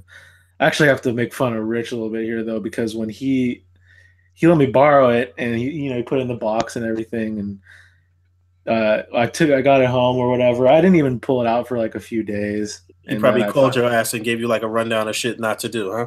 No. Actually, the opposite. Kind of the opposite. He was like, yeah, he's like, you can borrow it. He's like, my son kind of broke a piece on it, so. Oh damn. He's like, don't like be you don't have to like feel like you need to baby it a whole lot or whatever. I was like, I'm gonna take care of it. I mean, it's not my, it's a really expensive piece. It's super nice. So I finally pulled it out of the box and everything, and I'm like checking it out. I'm like, damn, this thing is legit. I knew that it had a light up feature or light up features, but I didn't know where. So I'm looking at it. I was like, fuck, I'm just gonna call this dude. Call him up. I'm like, hey man, like, where does this thing light up? Like, what lights up on it? I was like, I'm guessing obviously the headlights. What else though? And then he goes, I don't know. I never even did that. I'm like, what the fuck? What? Oh, what the fuck? I'm like, what the hell? So I pop the hood on it or whatever, and I see the screw for it. So I unscrew that or whatever, and I see like the 3 slots for AA's. I'm like, all right. So I threw the batteries in there the first time. I'm the first person to light that shit up. Oh, wow. It's not even mine. So now I keep fucking with him, and I keep telling him like, because he actually ended up buying that new Marty figure And I was like, oh, that's pretty cool. I was like, no, now all you need is a DeLorean. I keep fucking with him, telling him like, yeah, I get a DeLorean now. I saw that the sneakers on Marty even light up. Was I no. Dreaming that or what? Oh, you photoshopped that. Yeah. I wish I did. No, and but I will say though, you fooled me. Well, I guess I did a good job with it then. Yeah, no doubt. I had to. I threw the decals on there though, because they don't come with the logos, just probably because of licensing. So like, with the Nikes, obviously the Air Mags, and then he's got the hoverboard that's made by Mattel. So I bought a little decal pack for him. So I got the decals on the board, his shoes. Even he comes with that Pepsi, you know, when he's in that diner. Yeah. So I even got the logo on that, and then I feel like there's one other thing. Oh, he comes with the case for his clothes. That in the movie, it's that black round like case where the shoes and the jacket come in. So it came with that. I threw the logo on there as well. Mm-hmm. So now that I'm borrowing the DeLorean from him, I'm just like, damn, I got the longer I have it, the more ideas I get. And no doubt. And I've just been busy lately, so I haven't really been able to take more photos of that. So they're just like accumulating, and I'm like, man, well, you better get yourself another DeLorean. So I'm gonna fucking need this for a while. What about the smoke in this picture? Was that a dry ice or a smoke machine or what? That is compressed air. So you know that stuff you could buy, like the dust off stuff for like electronics. It's a vape. It's not it's actually not vape. So like if you take one of those cans, those dust off cans, and you turn it upside down and you shoot it, that stuff comes out. Interesting. And so basically the reason why it looks the way it does is because the way that the lighting is in this photo, it's backlit. So there's a light coming from behind. So once I shot it in front of the light, it illuminates the smoke. Yeah, no doubt. Yeah, it's just playing with different lighting. Yeah, anybody listening and watching right now, you could do that same thing with polyester too. You could light it up. It'll light up pretty nicely like that too. But yeah, that's a nice tip. Yeah, and yeah, you won't have to breathe that shit in either. I'll spray so much I'll breathe in. I'll feel like we out here getting cancer for the cause and shit. Yep, exactly. like one time I'll live for the figures. I die for the figures. Basically, I might end up dying off that shit because I was in my living room and I was taking some photos and I was using that stuff and I was holding my breath and then pulling my shirt over my nose or whatever, and it didn't work. It wasn't working, I guess, because after I was done, I felt like pure shit for like an hour. I felt like ass. I was like, man, I gotta figure out a different method. I was like, this stuff does work good, but like, maybe not. Maybe don't use it in my house like an idiot. But yeah, that shit. It does work. You should reach out to them and try to get them to sponsor. Like, hey, listen, man, a lot of toy photographers are using this shit. You should sponsor me, man. You know, there was a company. They're called Atmosphere Aerosol, and they basically make the same shit, but it's like it's supposed to be non-toxic. Non-toxic, yeah. It's not for tweakers, so okay, tweaker don't buy that shit. But I've actually never used it. But there is a company out. I know quite a few people, toy photographers, do use that stuff. I've never had the chance to test it out, but apparently it's supposed to the mist or whatever is supposed to linger a lot longer, whereas that one kind of dissipates a lot faster. So your process for shooting, obviously you shoot a lot of outdoor stuff. You mentioned early on that you live in a beach community, so obviously you got the sand, you got the sea, you got everything right there. But how often do you actually like stage something and you shoot something indoors and you set up everything on your own? Really? More often, a lot more often these days. A lot of this stuff. I mean, it's almost gotten to the point where it's kind of like where it used to be like 100% outdoor, where now it might be like 60-40. No doubt. So it's just kind of like me, like kind of exploring different idea. Like with one day I just noticed like the way the light's coming through my window in my kitchen, so I'm like, I'm gonna use that So I did, and then I liked the way because it basically was just like backlighting everything for me, and so after doing that, I was just like that kind of opened my mind up to that, and I was like, you know what, I could probably do a lot more stuff using like shooting indoors and just using different lighting techniques. And I've always liked to just like play around with different like hit the figure with different lights from different angles. And kind of recently I've collaborated with a company called Loom Cube, and they're these little lights. They look like GoPros. They're small. They're square. They're like fit in the palm of your hand. But like these lights, they're super bright. They're rechargeable. They're Bluetooth enabled, so you can control them through an app. You can get different filters and gels and stuff to get a different look if you want to. Like even in that Marty photo, that's a Loom Cube behind the cloud of smoke. Okay. And then I had one like over the top of the car too. That sounds interesting. I think I want to check that out. So that's Lume, Loom. Yeah, Loom Cube. It's just one word. Yeah. Cube. Cool. I think they retail around like $60 to $80.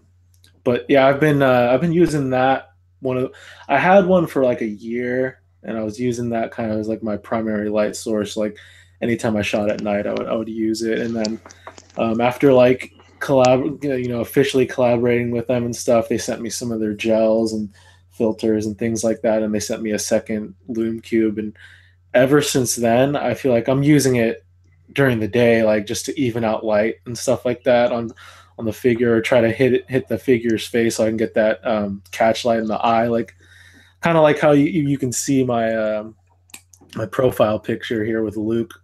You see how his eye is lit like that, like stuff like that, like just playing around. And those cubes honestly have made me kind of like think in an entirely different way now. Like I'm always like, things can look a lot different than before. Like before I was just use natural light like all the time. So like now, like even with that one of those samurai pictures where he's got the mask off, I used the Loom Cubes hitting from the side of them.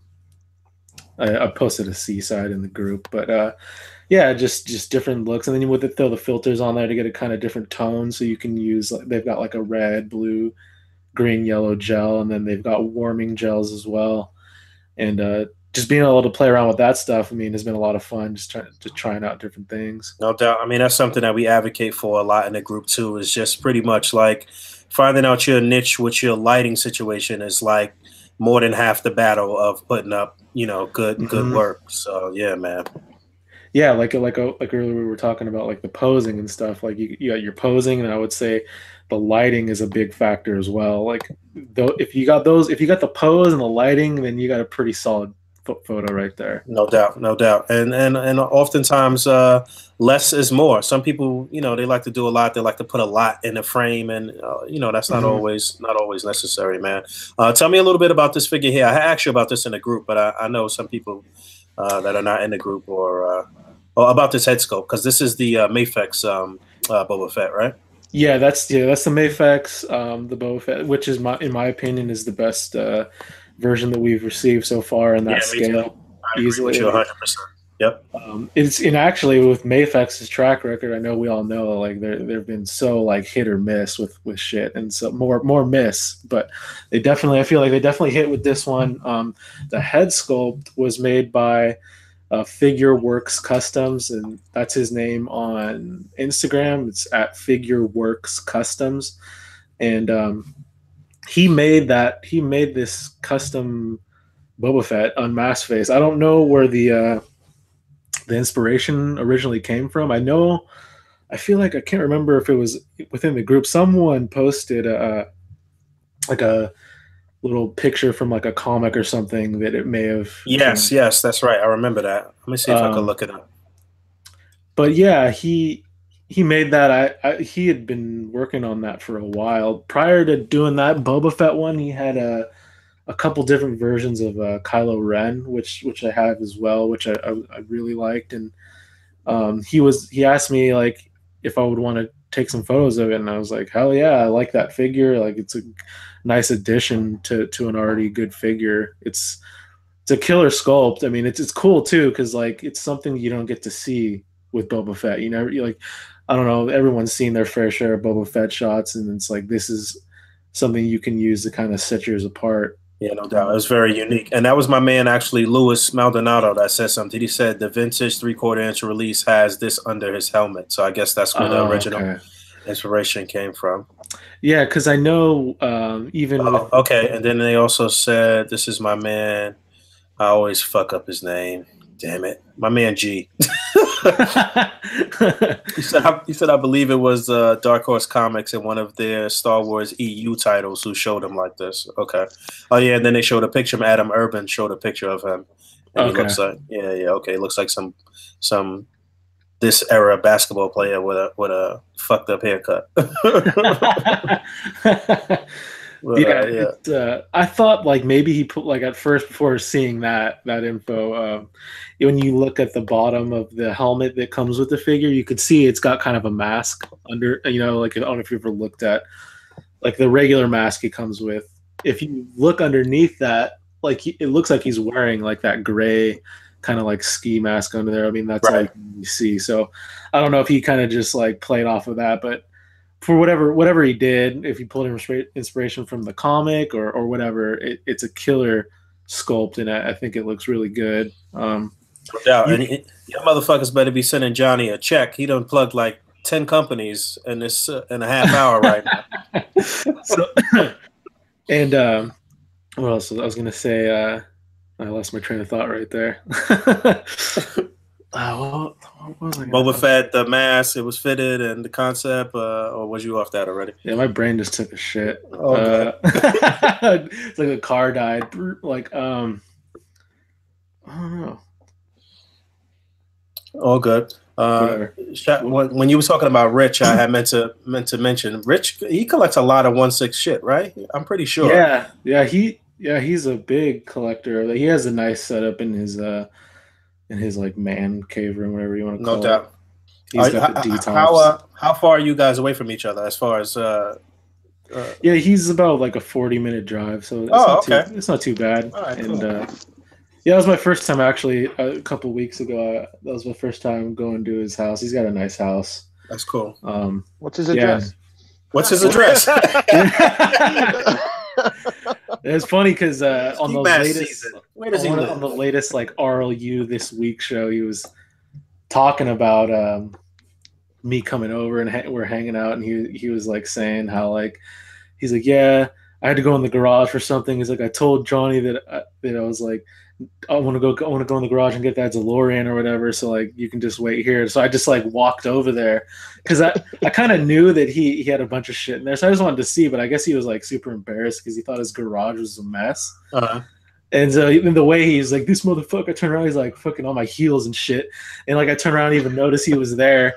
That shit had me laughing. But yeah, his garage wasn't even messy, really. I mean, in my opinion, no doubt.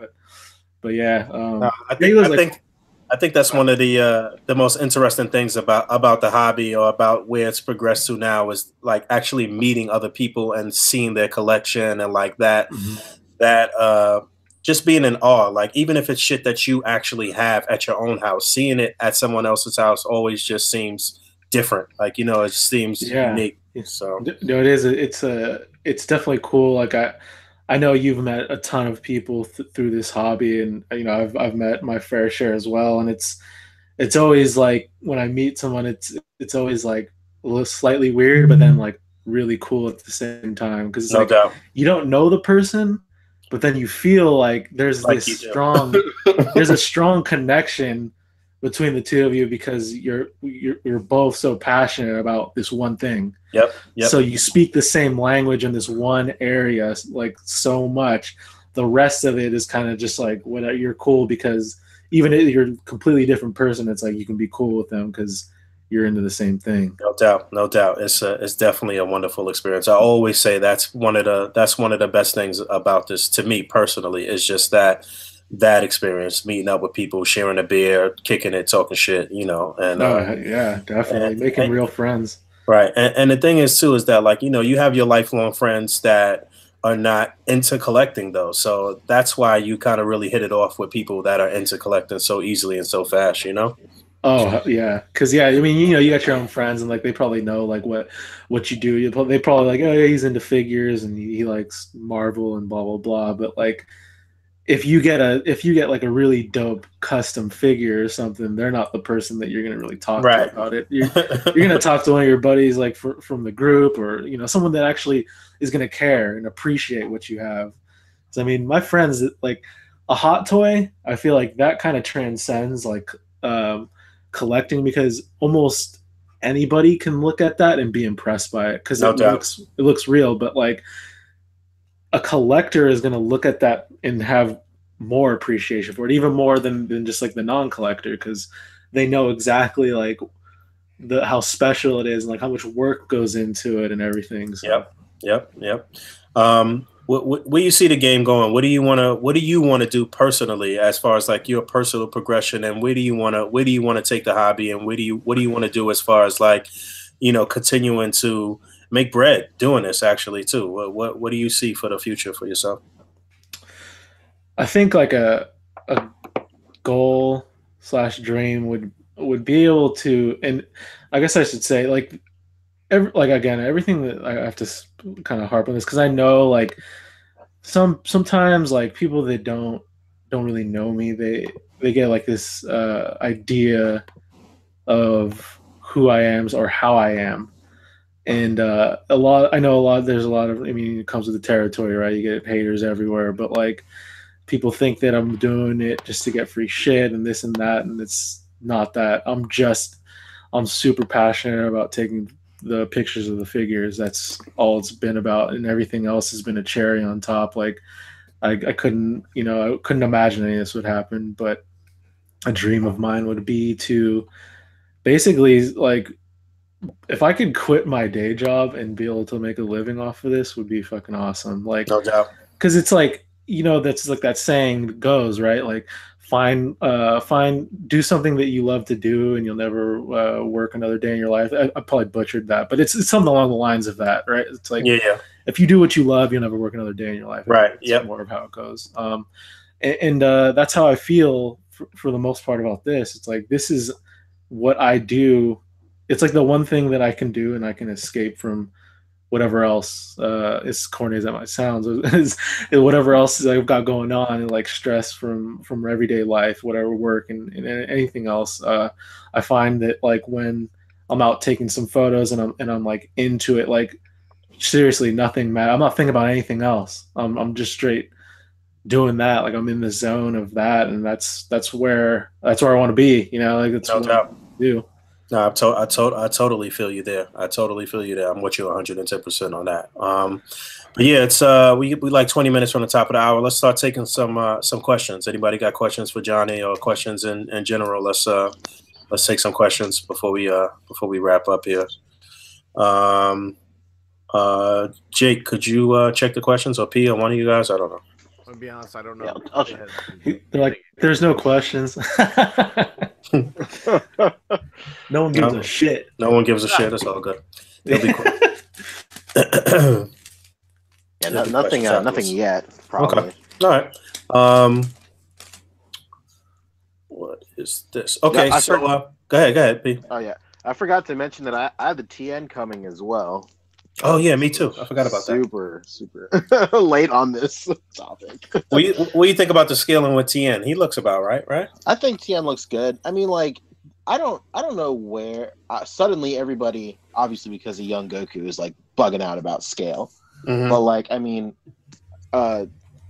I think Rick and I talk about it a lot, but like the scale for this line has just been like all over the place since like literally day one. So no doubt. It doesn't bug me that much. Like, I mean, I guess the only thing that really bugs me about the scale for the Dragon Ball SH Figure Arts line is like just how it's Krillin, Vegeta, and Trunks that like bug me the most, and Piccolo, because like I have a display that's like the title card display, like on the old like opening for the show. And like Vegeta, Trunks, and Krillin are literally all the same size. Maybe like a centimeter or so off, but that bugs me out the most. But I mean, it doesn't really. It's fine. I feel like they'll probably fix the scaling with Piccolo if they do a 2.0 of Piccolo. They just make him like mad tall.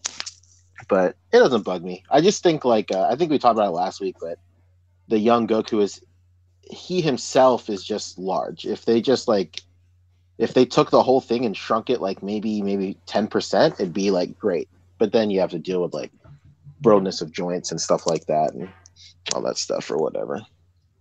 What else is coming out this year? Johnny, you fuck with any Dragon Ball stuff? I don't think I ever seen you shoot anything Dragon Ball.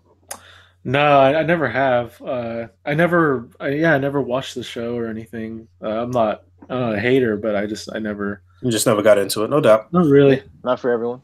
I do see some of the characters sometimes, and I'm like, that looks pretty sick. Like, right. I just don't. I try not to.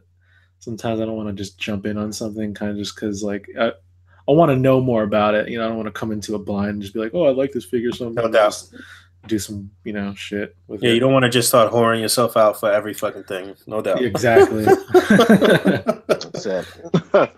Also, I got those pods. Like this guy's doing these custom pods. Oh yeah, that's right. Yeah, I totally forgot to mention that earlier. Yeah, this guy called Marble Prince. Yeah, where can I get the picture of that, P? Hold on, I'll send you a link to the website, and then you can browse the website. All right, cool. Yeah, this dude called Marble Prince. He's like just starting up. These things just went on sale, and they're Android, like from Dragon Ball Z. They're Android 16, 17, and 18 pods that they came out of, and they're like incredible, dude. Yeah, I feel like a company did a pod before this, but it was like just okay. But the ones that you're talking about right now that I saw, they look pretty phenomenal. Yeah, these are incredible. Like, it was a Chinese company that did the old pods, and I think it was like, for those old pods, it was like $160 for one of them. It's unbelievable. But this dude, I got on the phone with this guy, and like we chopped it up for about like maybe 30 to 45 minutes. Mm-hmm. And he was telling me about the whole process and stuff. Like, he has like a huge passion for Dragon Ball, and like it definitely shows in the product. Like, he told me about the process of like designing these things. This dude's like, his day job is he works for like one of the 3 big automobile industries, and he's like a designer there, like an engineer. He's an engineer there. Okay. And he like actually engineered these pods with like the same like care and attention. And like he was talking about like the hinge technology he was using, and like they're all like, they're resin and they're hand painted, and like the inside is like red fabric and stuff. So I'm like super stoked to get this. And like every single one is. They up on the screen right now if you watching this right now. But yeah, they look good, man. They look good. What's the price supposed to be for these? The price on these right now, I think, is like, what is it? It is pretty high. I'm not gonna lie. I could imagine. It's $180 for all 3. When you think about it, it's like, that's not terrible. $60 a pod versus like the only other manufactured option you had was like that Chinese company. It was $160 for one pod. For one, and that shit was pretty like it was terrible. It was kind of like dense, wasn't it? Like really dense though. Like it was like real, like it was like a brick or some shit, wasn't it? Yeah, it was mad heavy. It was like, it was really brittle too, and it was out of scale. And this dude like made them to be in scale with SH Figure Arts and stuff like that. And I think even if you have the Figure Rise kits for 17 and 18, they should fit in there too, because they're about the same size as well. Nice. Yeah. So these things are super dope. My order is in, and like they're all made to order. So like it's gonna be a while till I get them, but I'm super stoked to get my hands on them. Yeah, I'd like to see you review those when you get them. For sure. All right, so our first question, first question comes from Awan. He says, "How do you feel about teens doing A.C.B.A.?" Teens, that's great. Yeah, dude, we've had a couple of people. Yeah. There's a couple of dudes that I've known since I've joined the group that were like mad young since I started. Like, right. Av is like, he's like right out of high school, but like when he started, he was a teenager. Right. Cameron was a teenager when he started. Granted, he doesn't do it that much anymore, but like a lot of kids do it, man. And like another guy is Daniel is also asking, I guess, like to piggyback off of that question is, what advice do you have for someone wanting to start A.C.B.A.? Join the group. Yeah. Join the group is your That's the best thing you could do right off the bat is join and just look at everybody's setups, man. Look at their B sides, look at their C sides. Just be a sponge for the first couple months, you know, just take in everything, practice. You know, anybody who has a YouTube channel that you admire their work, follow them on YouTube, look at their style, look at their stuff. I mean, really, at the end of the day, that's whoever's the best, whoever you think is the best, they are a combination of a whole bunch of other people. You know, they took little things from other people to kind of mold their own style. So, you know, just being amongst all the other artists, you're gonna pick that up. There's no question about that. That's the thing about displaying. It's like, if you don't have athletic ability, you're not going to be a fucking basketball player. You're not going to be a football player. But if you got imagination and you got drive, you could be a display artist, though. Like, you know what I'm saying? Like, you could do that. It doesn't take any like physical attributes, really. You just need hands and eyes. You know what I'm saying? So yeah, that's what I would say. Just join the group and don't be patient. Don't be patient. Patience is key. Is key, man. Patience. You got to have a lot of patience.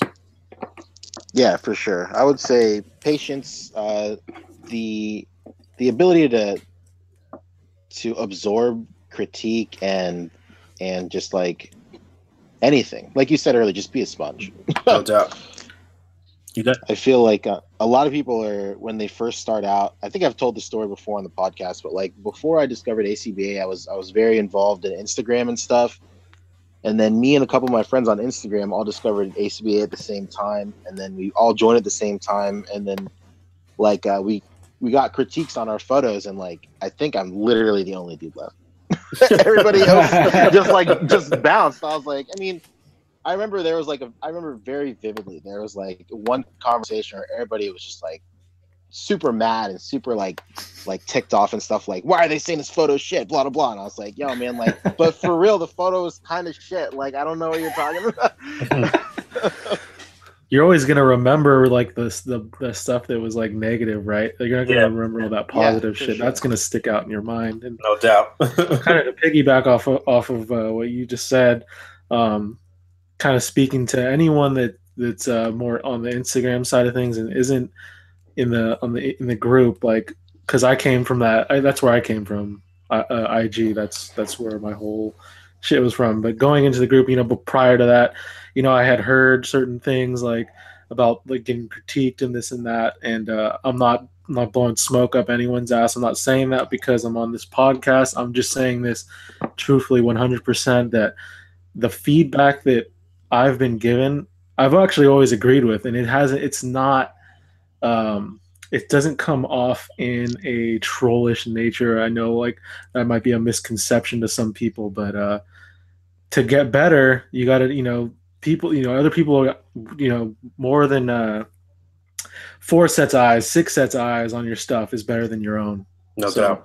Everyone that can see your photo, maybe they'll see something you miss because you can't, you're not going to be able to cover your bases every time. But if you can open yourself up to it and kind of throw your pride or ego, whatever it is, to the side, you can really progress and learn some shit. Yeah, swallow your pride for about half an hour a day and absorb the critique.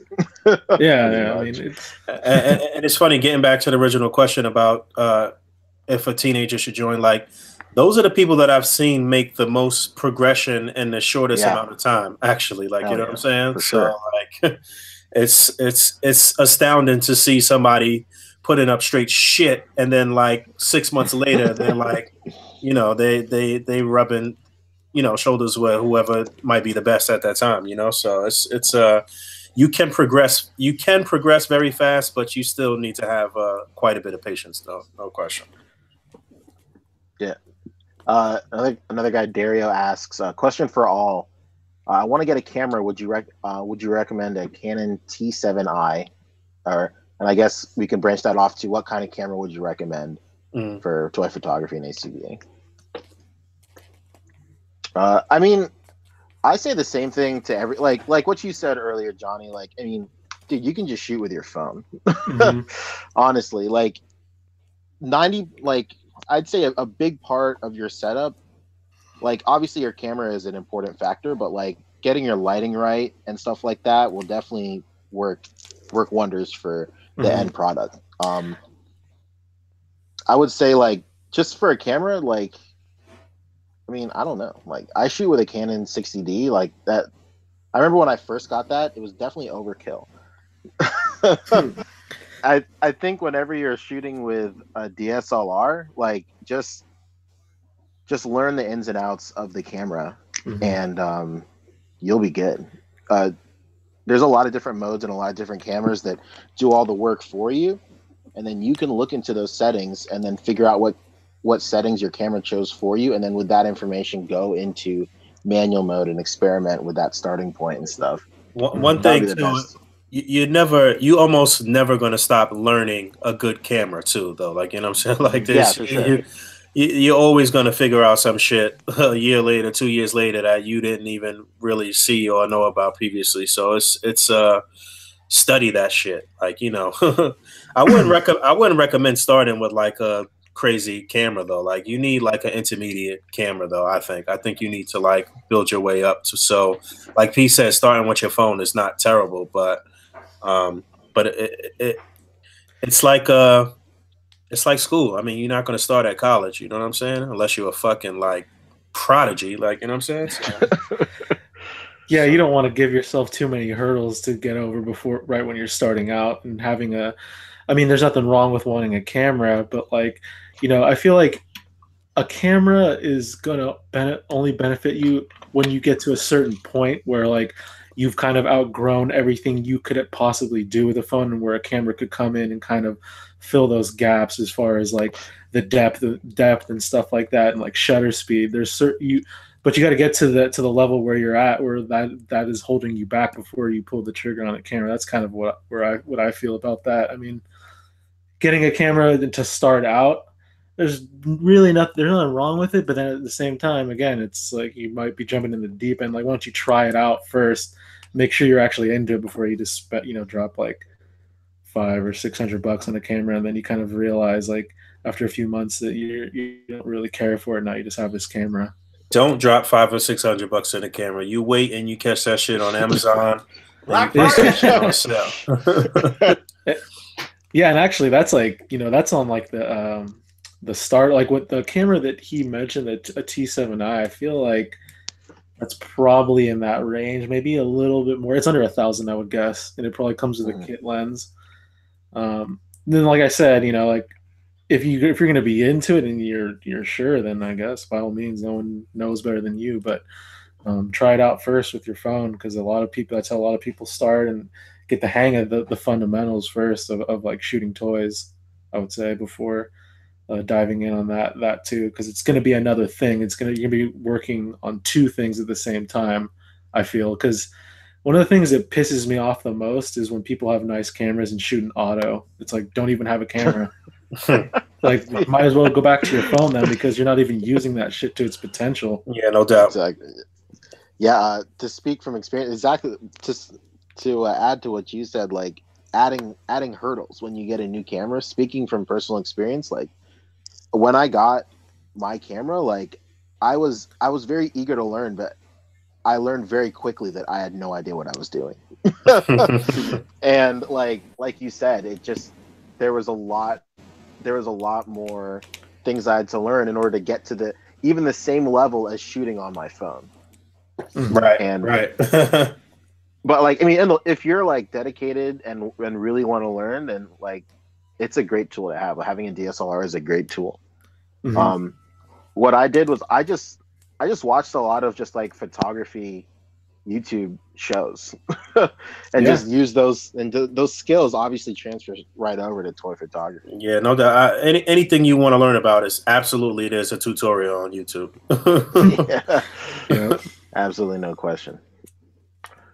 Let's see.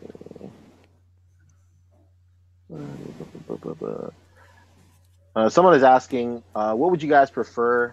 Better paint apps on a Black Series figure, or better articulation on a DC Mattel figure? Neither. Make mine Marvel. That's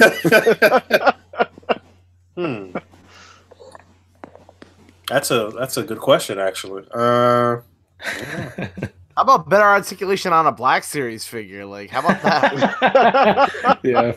Word. Let's cut to the real piece. Let's get some double joints. Yeah, you know what? They've done some things that Legends haven't done, but they still leave quite a bit to be desired, though. No question about it, as far as articulation goes. And you always see people repainting Black Series figures, so yeah. Sure. Very much so. But I would love better articulation on Mattel figures, on DC Mattel figures. They're getting there. Aren't they getting rid of the DC collectibles line? Well, what's going on with DC, man? I gotta find out. Multiverse is still going strong. They're launching a lot of the new what do you call it, Rebirth line. We got Rebirth Superman and stuff with better articulation. However, they now have the 6 sideline. Also, a piece of news this week we missed. They're doing Flash, Linda Carter, Wonder Woman, and Val Kilmer in the Batman Returns suit. And they have like 35 points of articulation or something like that. Something crazy for a Mattel figure. And they're higher price points for sure. I think they're 30 a pop. But you're getting legacy characters and crazy good articulation. My only wonder is how universal the paint will be on the line. If it'll be spotty or if we'll have some really good paint. Let me tell you something. Let me tell you something, Jake. You cannot trust. Oh yeah, by the way, I'm here now. Oh shit, Rick's in the building. What's up, you Rick? You can't trust Mattel's new articulation, man. They have that new articulation implemented on the wave that has Duke and hooks, and those figures are absolute effing garbage. Their new quote unquote articulation is absolute balls. Like just terrible, weak. They're like Funko. Women in Mattel breaking my heart over and over again. I'm not gonna lie to you. That John Wesley Ship Flash looks really good. Yep. But I bought Duke and hooks thinking to myself like, damn, dude, they got double joints. They have all these like crazy new swivels going on. They got new hips. This is sick. And then I got them in and they were trash, man. And I hope though that they make me look like an idiot, that we come on here and the John Wesley Ship and the Val Kilmer and the Wonder Woman all shit on me. Sounds like the only thing swiveling is my interest in this line, but all right. Yeah, man. It is just I was really disappointed. People don't know this, but if you go to Target right now, and you scan that wave that has the Duke, it has hooks and like some other fucking characters from the TV shows. If you scan that wave specifically at Target, the wave won't come up in their system, not just on the scanners, but at the front desk either. And they're gonna ask you like, "Shit, this doesn't work. Well, how much do these cost?" And then you could flip it to whatever you want. And I thought it was so cool. I was like, $7. And then I got home and I opened the Duke and the hooks and I thought to myself, man, why did I pay $7? This is terrible. Oh no, it's that bad, huh? Yeah, put it this way. Next time I see David Walton, they're a gift to him because he wants them. And I know he wants them, and I was like, well. Shit. All right, let's top it out. We got to get out of here. P, what you plugging? What you got going on? Let's see. Keep an eye out for my YouTube channel, Poncheezy, spelled just like it is here, not Ponchesi, but Poncheezy. Ponchesi's here. This week, I'm going to be dropping the Kid Goku SH Figure Arts review. I should be getting him in super soon. Very excited for it. I might do TN too. I don't fucking know. I might do something. But my YouTube channel is where you're going to find most of my stuff. My day-to-day, I'm on Instagram with the same username as well. And that's it. Yeah, everybody's information will be extra information will be in the description too, by the way. So once this cycle's over and it's on YouTube recorded, then everybody's stuff will be down there. But Jake, what you got going on? You know what? Just trying to get more active on Instagram. So click the picture. My little tag will pop up. Follow me, please. Beggars can't be choosers, but I'll beg. I don't have a Patreon, but I'll beg for money. That's it. That's really it. You know, laying low for right now. I want to get into YouTube pretty soon, but I'll get there eventually. Hell yeah. Rick, what you got? You stripping this weekend? You know, I've been here this entire time. So dedication to the cause. You wait for everybody else to talk. I was just sitting it out. I made sure everybody got their point outs. Now I'm back to tell them that they're all wrong. You get a rebuttal, and you get a rebuttal. Boom. I'm at the same Instagram I'm always at. RickDom2345.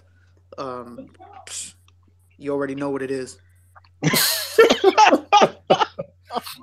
All right, you hear him on my channel. Like I mentioned earlier in the episode, I will be reviewing the figures from the Marvel Legends Lizard Builder figure wave this week. I'm still shooting main course. The A.C.B.A 2018 calendar is still on sale. There are a few copies left, literally probably like under 10 copies left. Shout out to my man Johnny, who actually had the spread for November, if I'm not mistaken. I think the calendar came out really, really nice this year. So definitely check that out and get yourself one because they're about to be completely sold out. One thing I wanted to mention that I wanted to talk about really, really fast is that we are about to launch. Oh,